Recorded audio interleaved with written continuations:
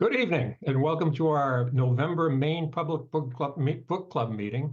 I'm your host, Bill Nemitz, and this evening we are joined by Ellen Baker, author of The Hidden Life of Cecily Larson. As you know, if you've read it, this is a multi-layered story, not unlike Cecily's 15-layer cakes, that mixes love and longing, deception and discovery, and what we think we know versus what is actually true. We have much to discuss with Ellen here, but first, as always, on this, our last book club event of 2024, I want to give a huge thank you to Bull Moose and Coffee by Design for their generous support of the club. We couldn't have done it without their support, and thanks to both of these great Maine businesses for their supporting this effort.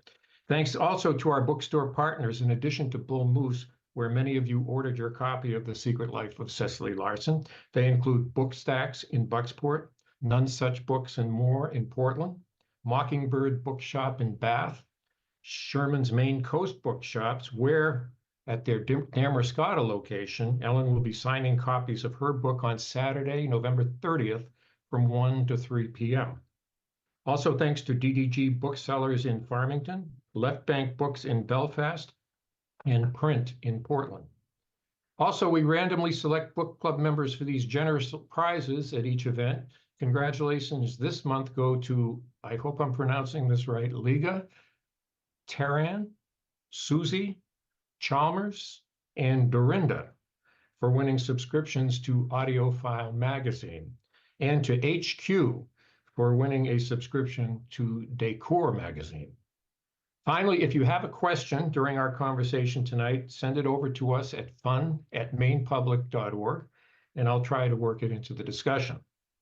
So let's get started. Ellen, welcome. Thank you so much for having me. Oh, it's great to have you. I thoroughly enjoyed this book. I have to tell you, it was one of those where, as I was saying earlier, the closer you get to the ending, the more you can't put it down. You just Thank you. That's so great to hear.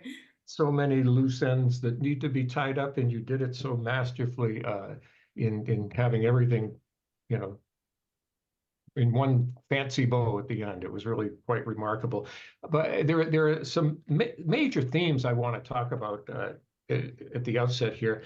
One of which is your use of Ancestry.com as a vehicle, in this story. And those of us who have done that, sent in the DNA sample, which I did a few years ago, and was kind of heavy duty into it for a while, and then it kind of fell off after a while because it does take some effort and vigilance. But millions and millions of people have done this, and I'm going to go right to an audience question, that pertains to this for you. This audience member wrote, is Ellen into genealogy herself? And if yes, did you find any surprises in your own family tree?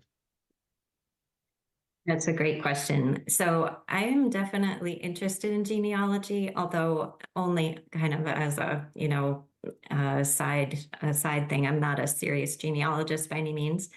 But I've always been fascinated by these stories of DNA surprises, as they're called, as more and more people got these tests. And I set Cecily Larson in 2015 because that was when the tests were most widely available, but also when I really like to write about the 20s and 30s. So I made Cecily just, fit right on that line of where she could get a test done at age 95, but still have been a little kid during the 1920s.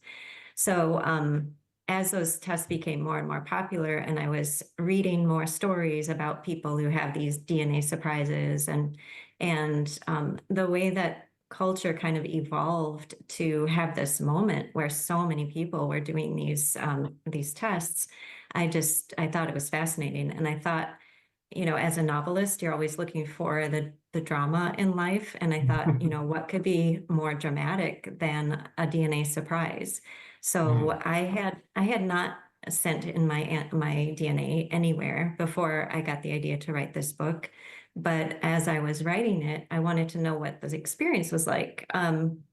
So I went ahead and I ordered the kit and I, did the test, sent it off, and had those, 4 weeks or 6 weeks of like kind of nervously wondering, is everything going to be exactly the way that I think it's going to be, the way I've always been told?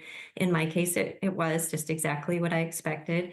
I didn't find any surprise relatives, nothing, and no surprises at all. But that experience of sending it off and waiting, I did put that into the book of just like it's a strange experience, and you kind of are like, I'm going to know things that I didn't know before. So again, I was just fascinated by that idea of, what could be more dramatic when you get this test result that it turns out you're not who you thought you were. Yeah, yeah, which it's going to happen, right? I mean, we're Mhm. with all these thousands, millions of lives, they're going to every family has its secrets, as we know, and sometimes they're outed by those results. Uh, so your research, I was going to ask you how you researched it, but you basically it was firsthand experience that informed you as to how this all works, correct? Did you As read? far Did you as contact how, Ancestry or anything, or just go by no, your own experience?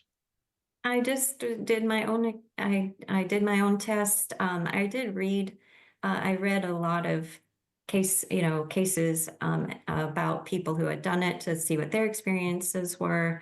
I read a book, a fabulous memoir called Inheritance by Dani Shapiro, which I highly recommend. She's a brilliant writer, and she did have the experience of having a really a terrible surprise. I don't want to say terrible. It was a surprise in her results, and she wrote about the drama of that and how she went about navigating that experience for herself. So I read things like that, but I didn't talk to anyone at Ancestry. I read a lot of experiences of people who shared online about when they had a surprise, what they did. A lot of them called the customer service line, and just like my characters do, and said, "There's a mistake. There's been a mistake," and Ancestry has the customer service people are trained to say, well, you may want to ask your grandma about that because the DNA doesn't make mistakes, and we don't, so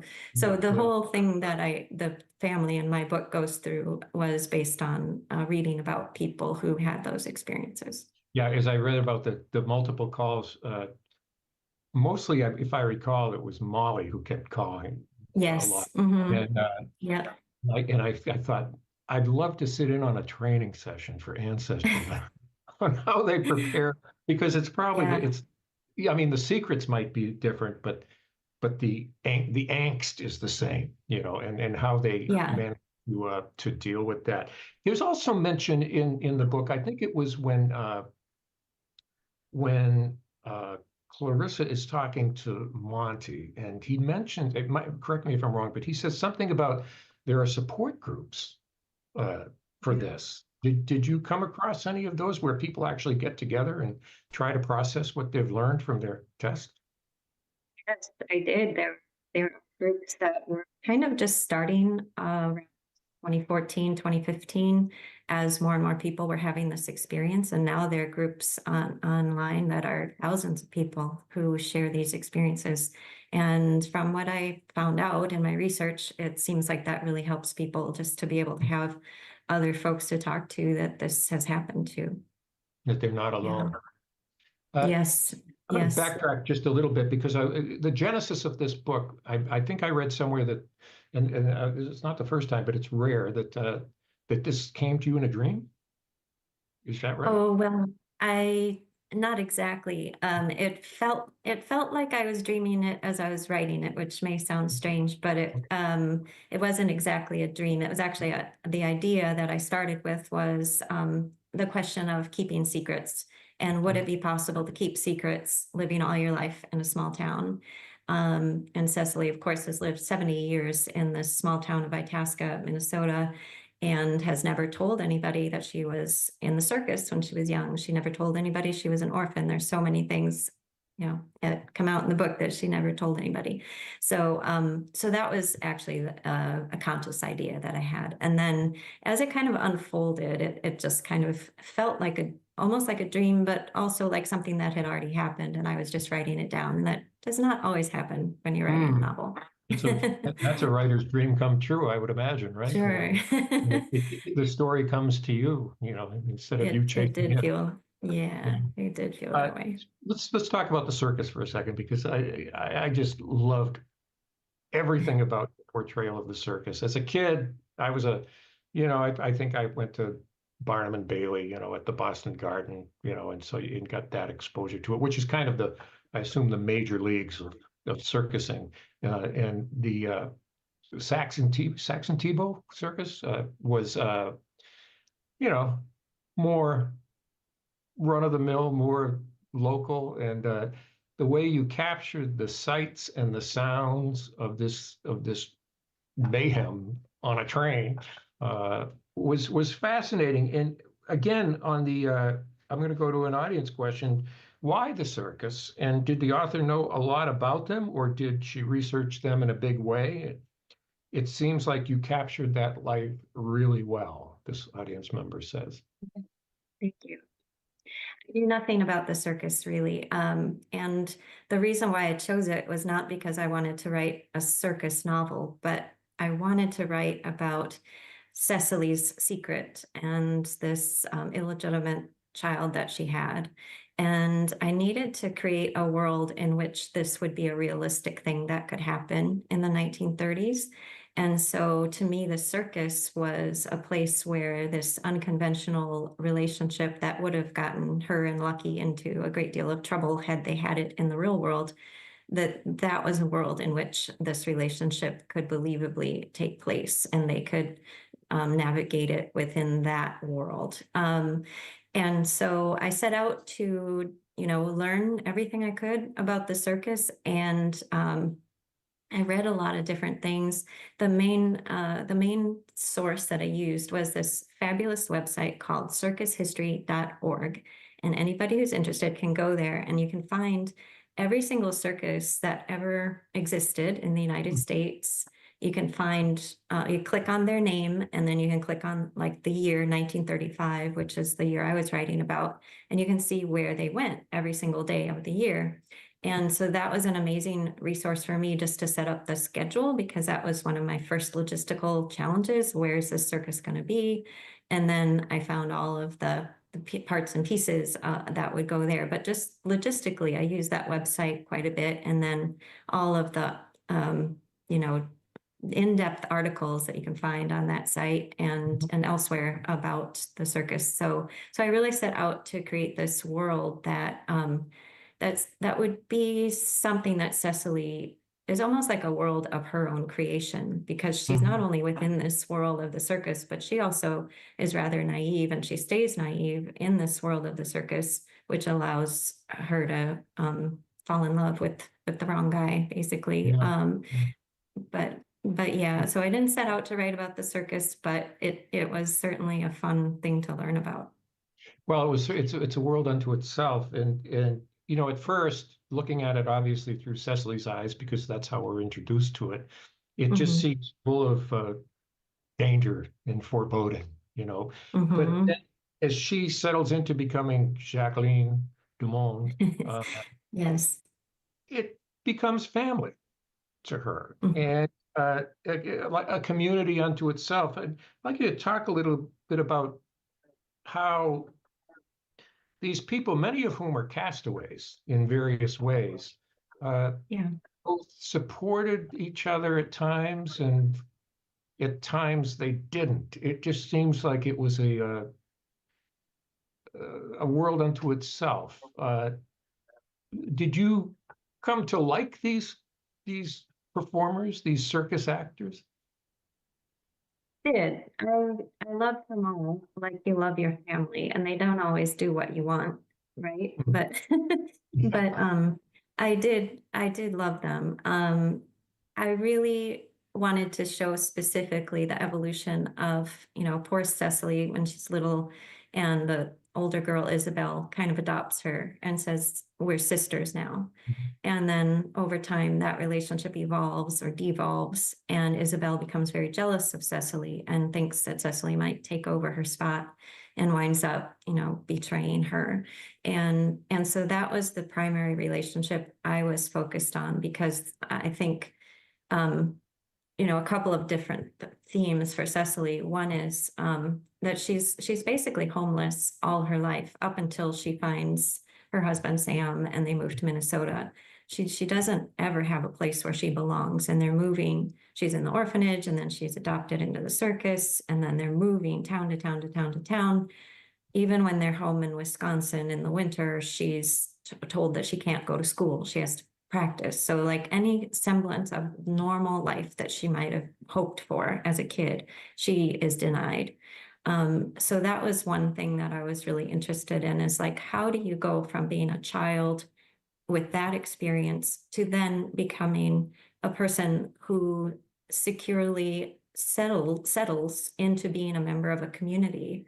And she later in her life, as she transitions into living in Minnesota and being a mom and a wife, she will go down to the train yard and look at the trains, and you can just kind of feel like she's so unfamiliar with staying still. It's uncomfortable for her, but she really wants to. So the circus and these people kind of all allowed me to play with those kinds of themes.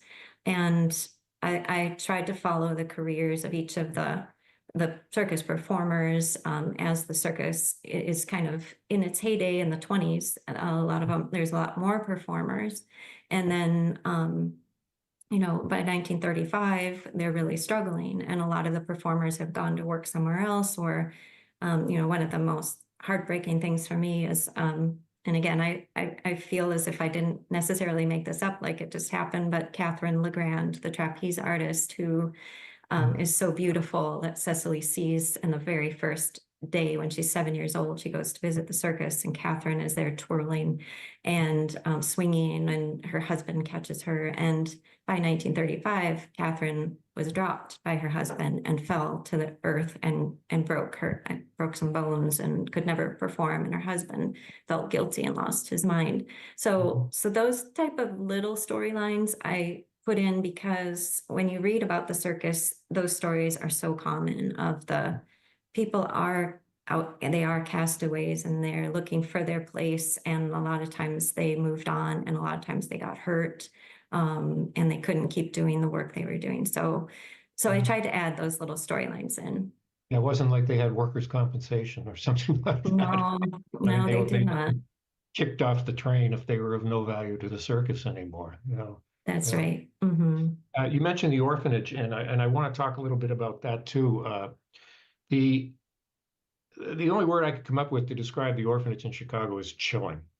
That these, it's a sign of the times, to be sure. And even looking back, what, a century roughly, it's hard to conceive that a guy like Thibault could walk in and actually purchase a girl like Cecily. And I was just wondering, from your view, how far have we come from that kind of exploitation? And I thought, well, have we, or is it just something that's been kind of driven further underground? Because what struck me about this story was that it was all pretty much conducted out in the open. I mean, it wasn't like anybody was trying very hard to hide anything. And it's talk to us about that aspect of it, and how if you were a kid without parents, without a home, growing up in the 1920s, you were potentially at very serious risk of this kind of exploitation. Yes, I think you had very little protection, and Cecily certainly has no protection. And I've heard from a few readers in the last few months since the book has been out about their grandparents or great uncle who have actually similar stories. Not anyone who was sold into the circus, but just kids who are in the orphanage. Often because their parents, like Cecily's mom, they just couldn't afford to keep them at home. So they would bring them to the orphanage in hopes that they could get enough money to bring them back home. And a lot of times they were not able to do that for whatever reason. So there are a lot of true stories like that that I have heard, and again, more and more coming out after I wrote the book. Um, I really can't answer the question of how it is today versus then. I do like to think that children have more protection now, but I don't know. Yeah. I think I was trying to create for Cecily a story that was again, as a novelist, you look for the drama. So I was creating drama around this situation, and again, that sense of like homelessness and powerlessness, and is it possible to overcome that? So that was Mhm. kind of where I was Yeah. starting from with that. And orphanages such as those are certainly a vestige of the past now too. I mean, although I can remember as a kid growing up, you would hear references to orphanages and, and it wasn't always nefarious. I mean, I know of members Yeah, of my extended family, in-laws who, it's a simple matter, as it was in Cecily's case of her mother, Madeline, not being able to, she couldn't take care of her.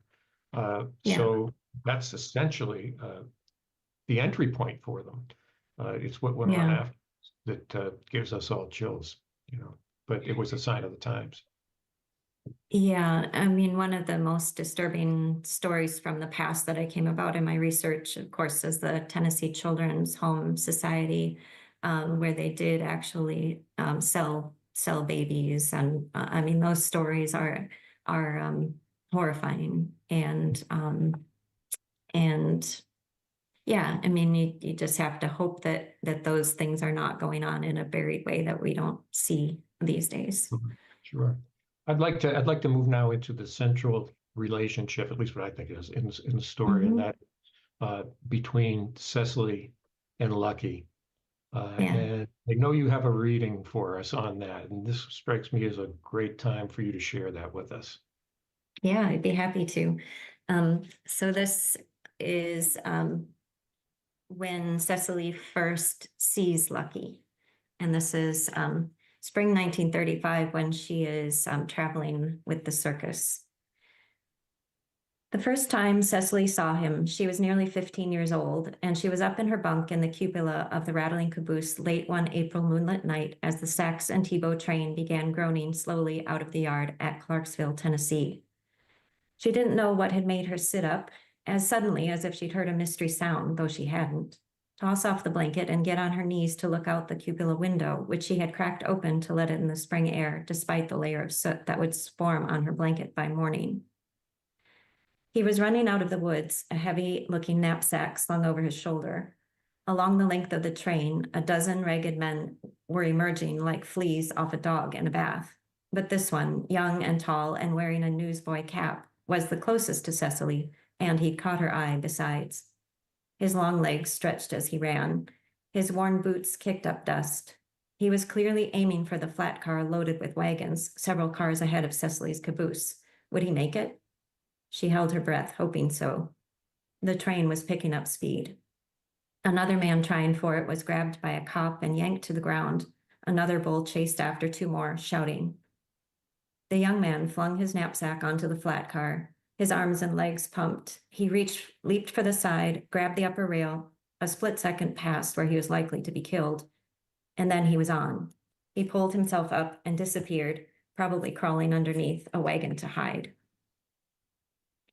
Cecily let out her breath and, after a moment, lay back down, feeling oddly satisfied, as if she'd had some investment in the outcome, though why she'd imagined that, she did not understand.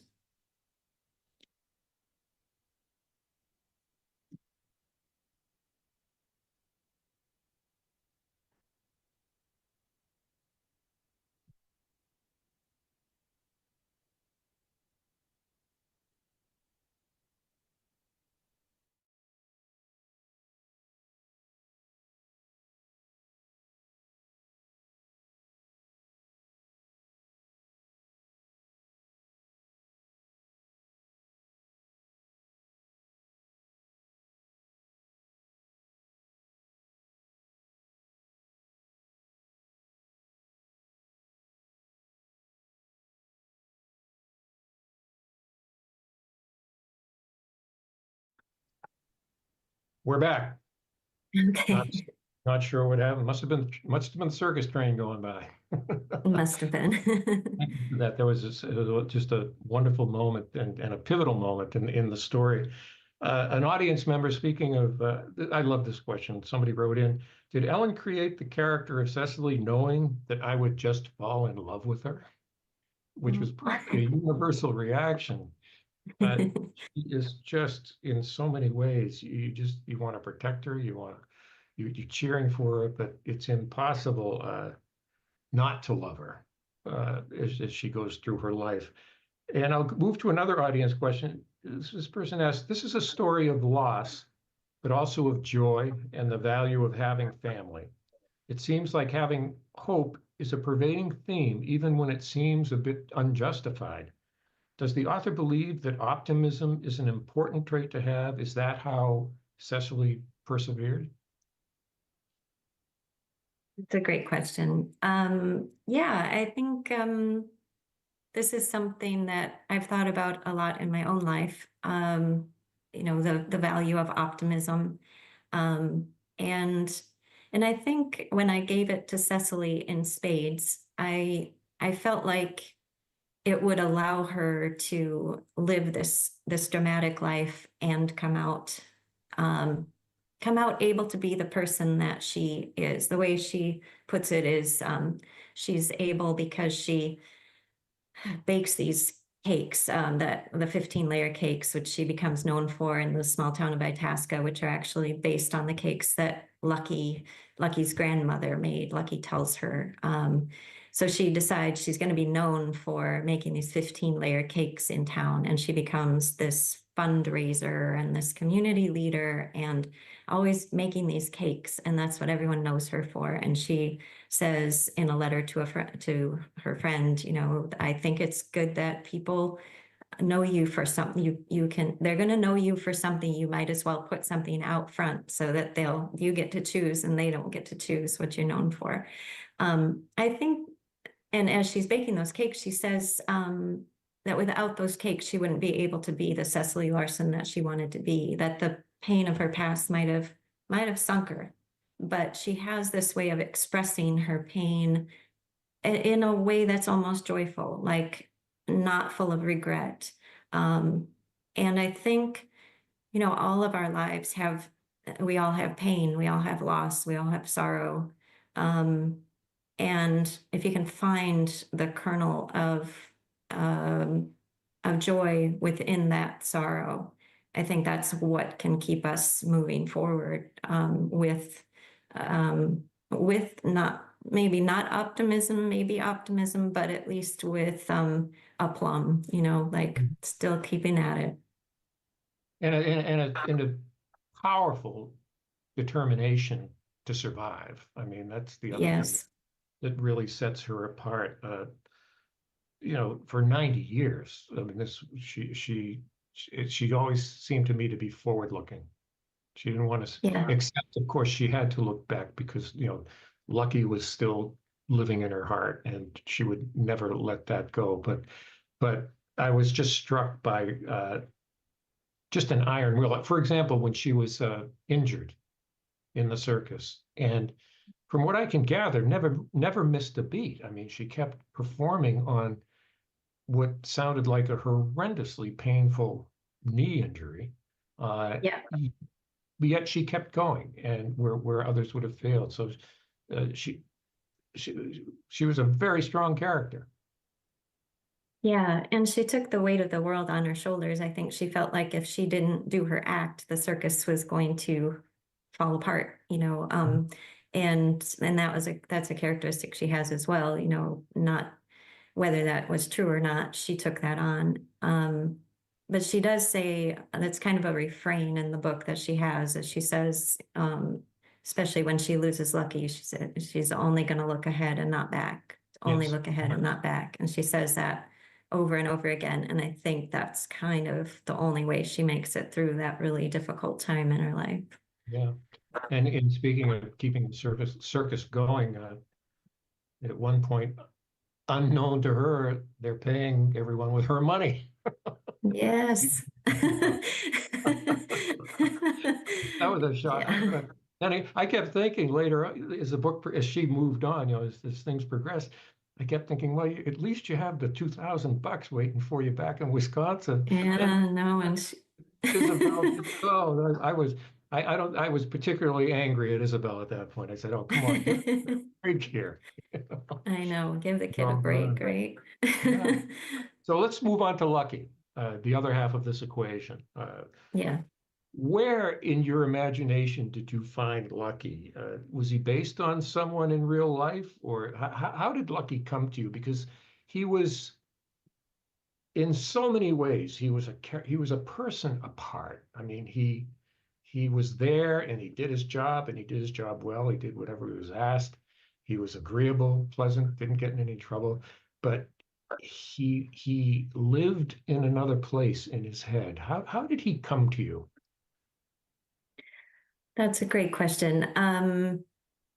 I I knew what I needed him to be like for the story to work. I knew that I needed him to be um, sensitive. He's a poet. He's a thinker.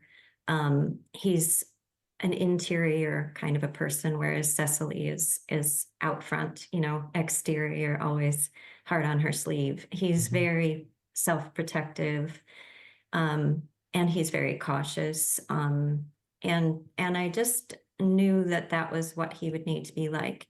I did feel I read you that scene where he comes running out of the woods. That's the first time I saw him too, and I just thought he's here. Like, and again, that doesn't always happen when you're writing, but he just was there. He was physically there. I could kind of feel his energy and see him, and so when was writing scenes about him, he was just always present. He's as strong a character in his own way as Cecily, and he's Yes. as brave and good as she is. And yeah, he was near and dear to my heart.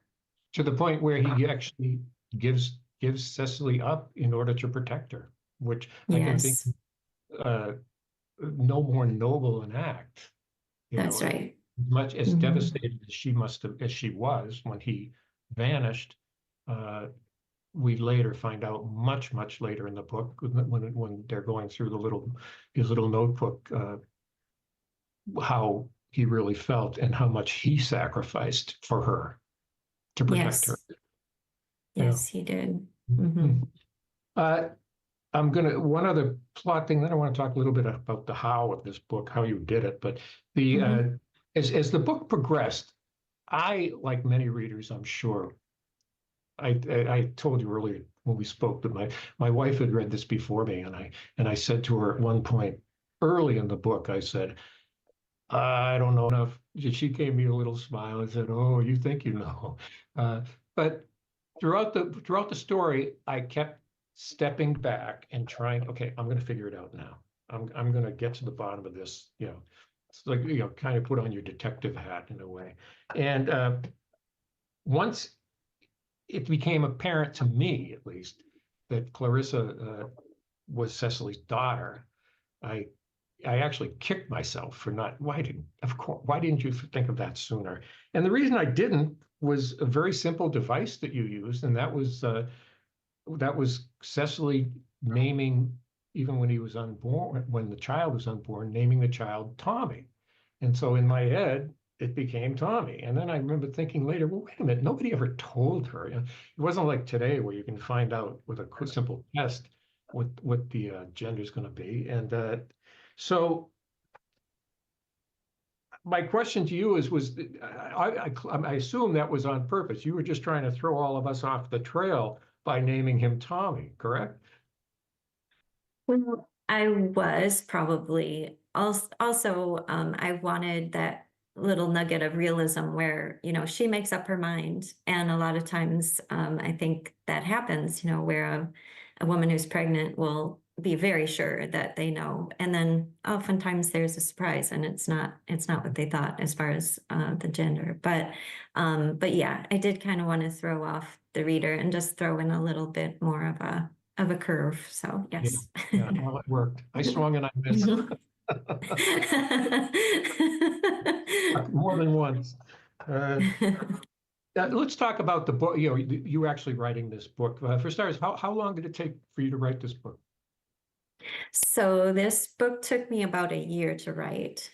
Oh, that's not. Um, I thought you were going to say longer. Oh, that's yeah, it was a lot faster than I've written books in the past. I think I just like I said, came it came to me fully formed, Mhm. What it was your seemed. process for writing it? Are you like a so many hours per day or so many words per day kind of person, or is it just you just go with the flow of the story?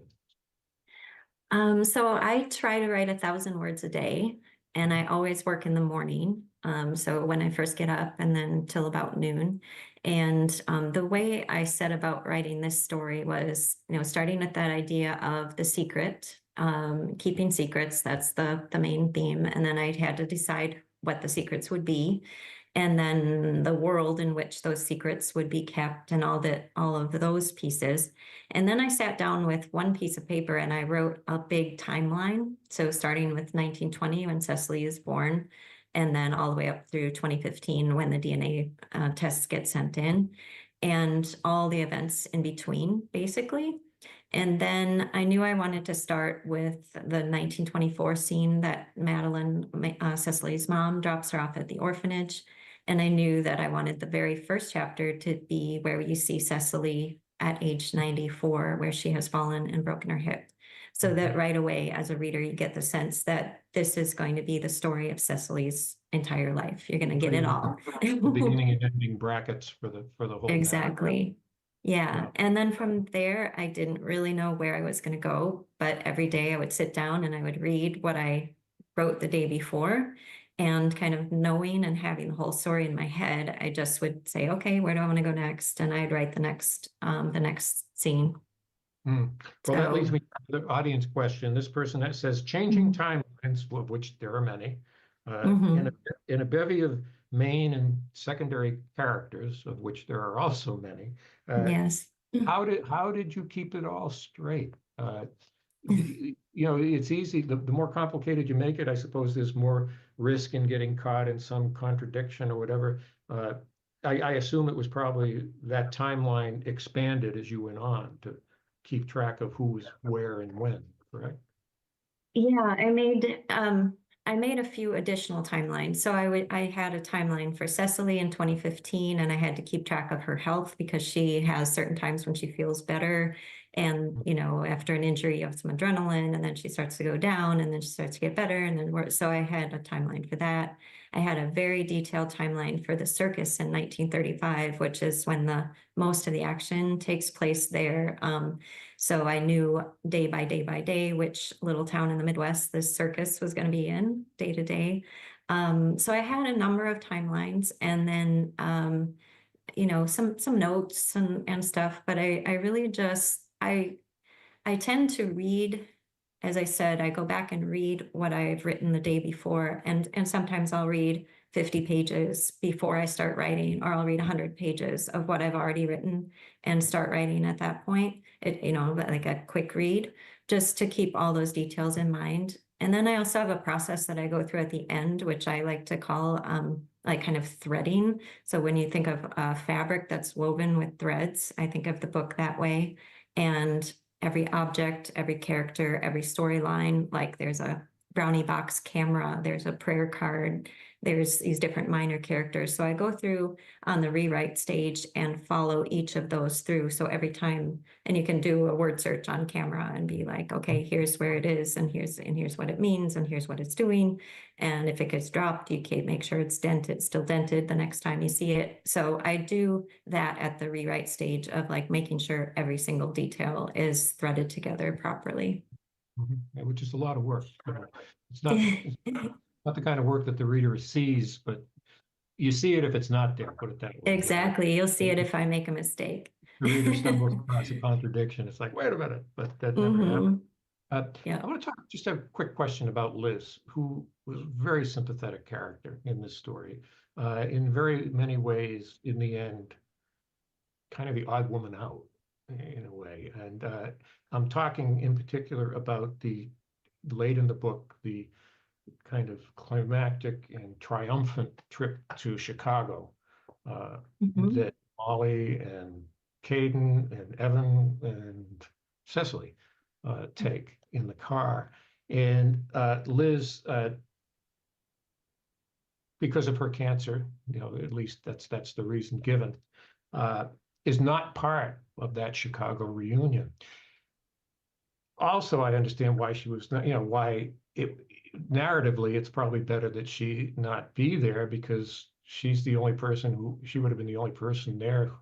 Well, not the only person because Molly and Evan, that they weren't blood related either, but she would have, I think she would have felt very out of place. So my question for you is, as the person who created Liz, uh, was it hard to put her on that sidetrack, if you will, at that point in the story? Because you kind of want everybody to share in the celebration, but she couldn't share it in a way that everybody else did. Yeah. I would say I just really wanted it to feel realistic. And I felt like if we have a completely happy ending, which it is mostly a happy ending, but if you had Liz just totally on board and, oh, it's fine, my parents lied to me all my life, no problem. I just thought that might be a little bit unrealistic. So as as fully dramatic and kind of lots of connections that people might say are fanciful in the book. I wanted that piece to at least feel realistic. So, and I also didn't feel I just didn't feel like she would come around that quickly. I do feel like she would have come around at some point soon, but it was just a lot for her to handle. And given the kind of person she wasn't really in touch with her emotions that well. She wasn't able to express herself that well. So she's not able to really work through it except in her own head. And so I think she just needed a little more time. So and Cecily says at the end, like, she'll come around. Yeah. And I truly believe that she would too. We just didn't get to see it in the book. Well, you're right. I mean, she had lost the most, in terms of Yeah. she was what, 70 something at that point. 60 something. Yeah. 60 Of all something. the people who had spent time living under the falsehood, nobody had lived under it longer than she. So I can see where it would be tough for her. Uh, I was going to ask, I wanted to also talk a little bit about Lana. Mhm. Because, but I was going to ask you really, I like to ask people who their favorite authors, who their favorite character was. And I had a hunch that you might, not favorite, but who you identify most with. And for some reason, I felt like you might identify very strongly with Lana. Is that correct or not? Lana has pieces of me like the research, we like to get to the bottom of things. We like things to make sense. We like things to be kind of orderly when they're not. So I liked those aspects of her, but to be honest, like each character has little bits of me in there that I could say, this is me and this is me and this is me. And, you know, I I loved I loved all the characters, but I think Cecily I think is probably my favorite character, and some of my favorite scenes actually were from Sam's point of view. I really loved the scenes at the tuberculosis sanatorium. Those are some of the most pleasant to write because it's a peaceful time in their lives um, and just kind of interesting for me to explore that side of the story. You don't get too much from Sam's point of view, but Right. the ones that I did write, I really enjoyed those. So, Yeah. Well, speaking of Lana, when I was hoping that the whole Lana thing, her just awful family experience past, whatever, the mhm, rejection by her grandparents would be cleared up by all these DNA results, and mhm. that her grandfather would, atone for his mistake Yeah. when because late in the book she doubles back, there's a reference to her doubling back and reconnecting with him, yet he just doubles down on Mhm. her. Uh, Yeah. why? What was it about him that he could not say, "Oh my God, I can't believe, I rejected not only you, but your mother and your sister," and no remorse there whatsoever.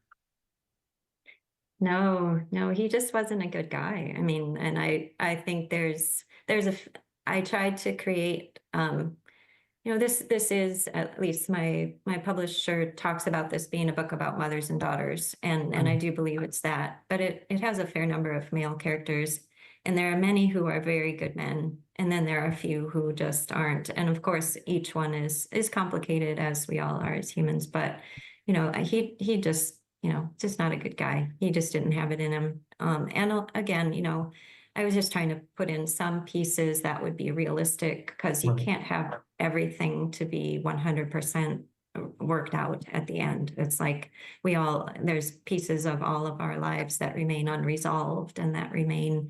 So of course, some of the characters like Liz and Lana are dealing with things like that, whereas some of the other ones, like Kate, gets pretty much her life comes full circle, and Cecily is able to feel resolved about most things. I would just wanted a mix of experiences, just like life is a mix of experiences. Well, and every story needs a good villain too, right? You have to have a couple of villains. Exactly. Exactly. Yes. And he certainly qualified. Mhm. You mentioned this just a second ago, but throughout the book, we get deeply inside the heads, if you will, the minds, the hearts of a number of women: Cecily, Liz, Molly, Clarissa, Kate, Lana, Mhm. and we spend a lot of time, with them and their thoughts. And Mhm. you mentioned, there are male characters in this story, Lucky, of course, and Sam and Mhm. Evan. Uh, but I found most of the time when we're dealing with them, we're looking at them from the outside in. We're not, Mhm. what I wouldn't have given, beyond that little inscription in the notebook, to know what Lucky was thinking, or what Sam Mhm. was thinking. So was that by design that you decided that this was essentially a book about women, and the men, while critical to the narrative, uh, Mhm. we're not going to hijack this story with their thoughts, put it that way. Yeah, well, it was always Cecily's story to begin with. And then I decided to give her a daughter and a granddaughter. So that becomes a lot of female characters. And I did originally write scenes from Lucky's point of view. There were, 25 or 30 pages worth of scenes that showed the relationship developing from his side as well as from her side. And my publisher actually asked me to take that out because they wanted it to be a story of women and women's points of view. So I did that. And I actually thought in the end, for me, it challenged me to show Lucky fully through Cecily's eyes. But Mhm. I had to work really hard to make it so as the reader what he's thinking, and she doesn't know, but you're only seeing it through her eyes. And that was a kind of an interesting challenge as a writer, instead of going to his point of view. It's like, how do Yeah. you communicate what someone's thinking to the reader without the person who's the point of view character actually knowing what he's thinking? So that made it an interesting challenge for me. Well, he wasn't a young man of many words, but when he spoke, his words were very powerful, and in Mhm. many ways a window into his Yeah, thinking. He chose, yeah, he always seemed to choose his words very carefully. And, he he did. wasn't somebody to run off at the mouth, that's for sure. So No. he wasn't that kind we only have a time for a couple of more questions here, but one that I'd like to ask you, because this book left me, oh, it left me with a lump in my throat. It was of happiness. It wasn't, I mean, it was.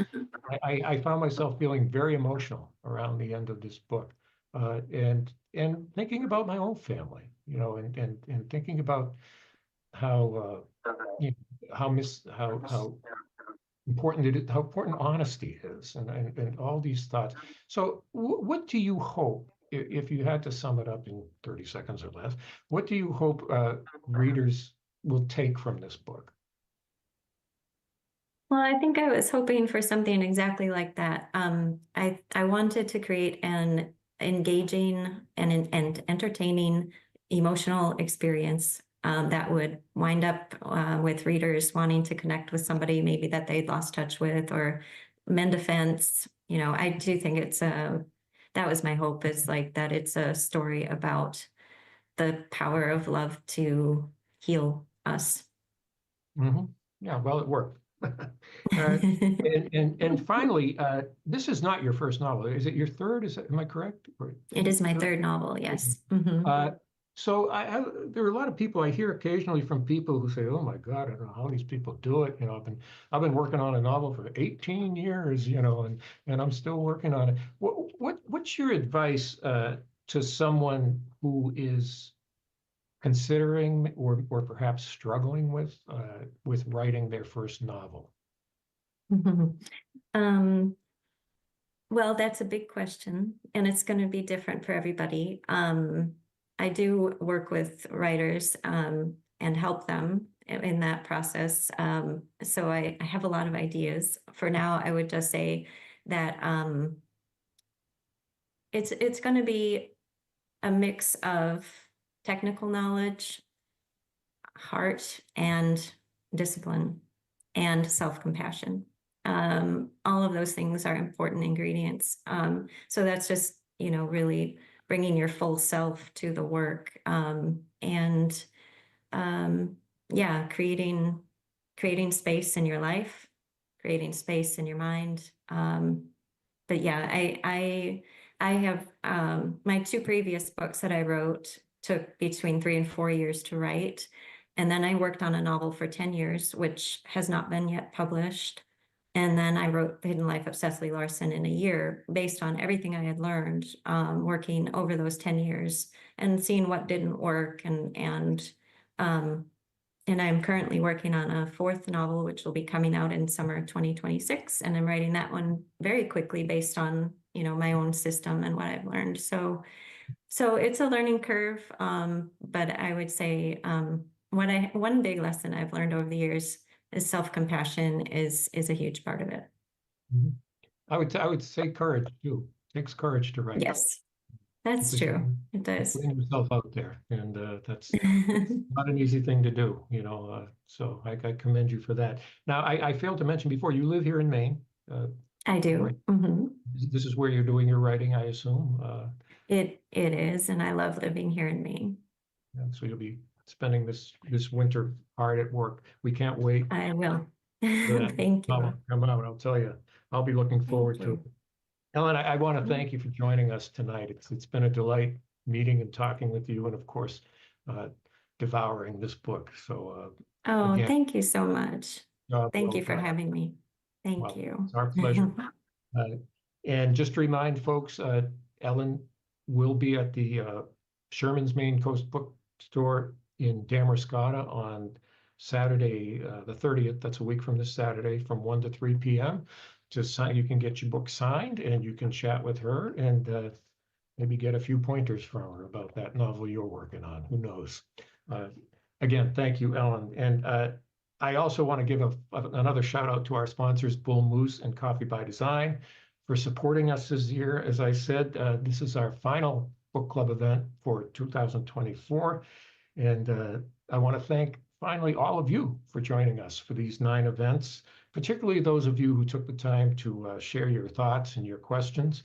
It's been a lot of fun meeting these very talented authors who have woven so much into the rich texture of Maine, and we're grateful to all of them.